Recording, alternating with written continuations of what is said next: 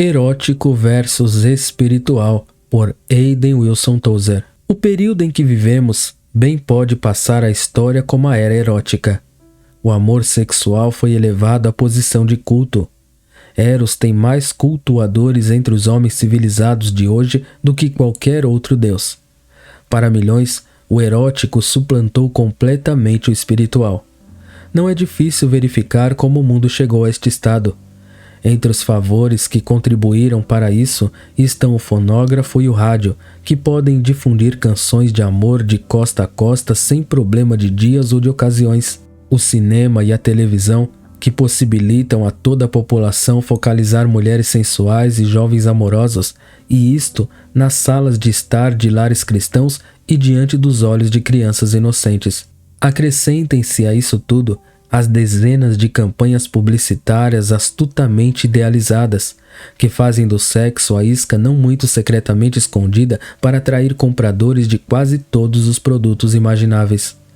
Os corruptos colonistas que consagraram a vida à tarefa de publicar fofas e sorrateiras nulidades com rostos de anjos e com moral de gatas da rua. Romancistas sem consciência que conquistam fama duvidosa e se enriquecem graças ao trabalho inglório de dragar podridões literárias nas imundas fossas das suas almas para dar entretenimento às massas.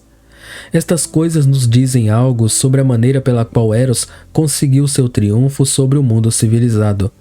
Pois bem, se esse Deus nos deixasse a nós cristãos em paz, eu por mim deixaria em paz o seu culto. Toda a sua esponjosa e fétida sujeira afundará um dia sob o seu próprio peso e será excelente combustível para as chamas do inferno, justa recompensa recebida e que nos enche de compaixão por aqueles que são arrastados em sua ruinosa voragem. Lágrimas e silêncio talvez fossem melhores do que palavras se as coisas fossem ligeiramente diversas do que são. Mas o culto de Eros está afetando gravemente a igreja. A religião pura de Cristo, que flui como rio cristalino do coração de Deus, está sendo poluída pelas águas impuras que escorrem de trás dos altares da abominação que aparecem sobre todo o Monte Alto e sob toda a árvore verde de Nova York a Los Angeles. Sente-se a influência do espírito erótico em toda parte e até nos arraiais evangélicos. Grande parte dos cânticos de certos tipos de reuniões tem em si maior porção de romance do que do Espírito Santo. Tanto as palavras como a música se destinam a provocar o libidinoso.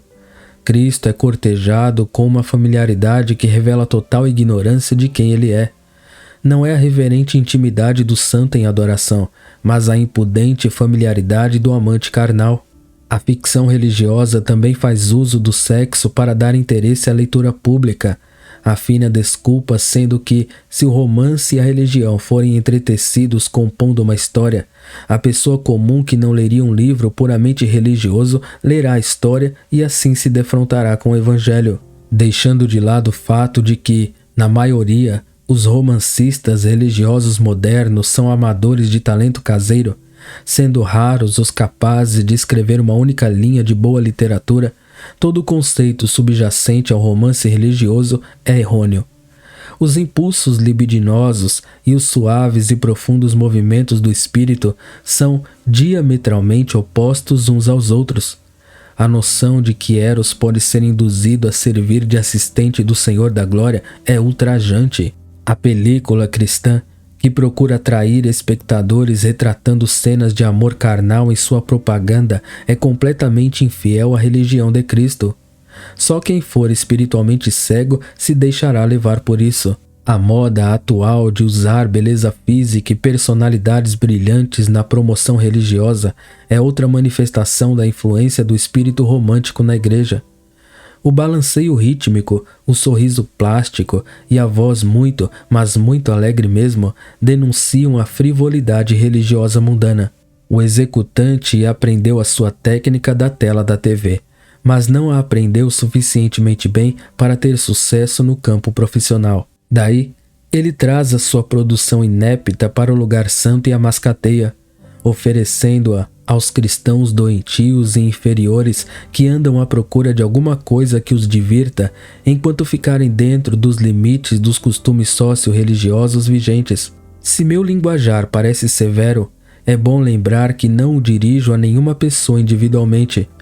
Para com o mundo perdido dos homens, só tenho uma grande compaixão e o desejo de que todos venham a arrepender-se.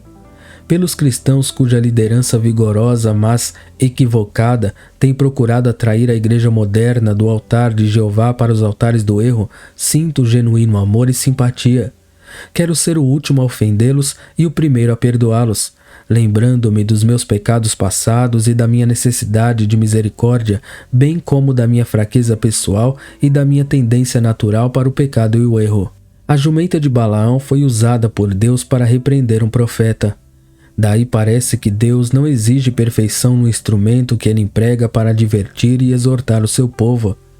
Quando as ovelhas de Deus estão em perigo, o pastor não deve contemplar as estrelas e meditar sobre temas inspiradores. É obrigado a agarrar sua arma e a correr em defesa delas.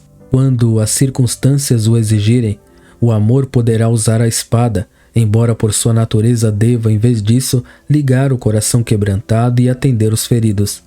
É tempo de o profeta se fazer ouvir e sentir outra vez. Nas últimas 3 décadas, a timidez disfarçada de humildade tem ficado encolhida no seu canto, enquanto a qualidade do cristianismo evangélico vem piorando ano após ano. Até quando? Senhor, até quando? Amém.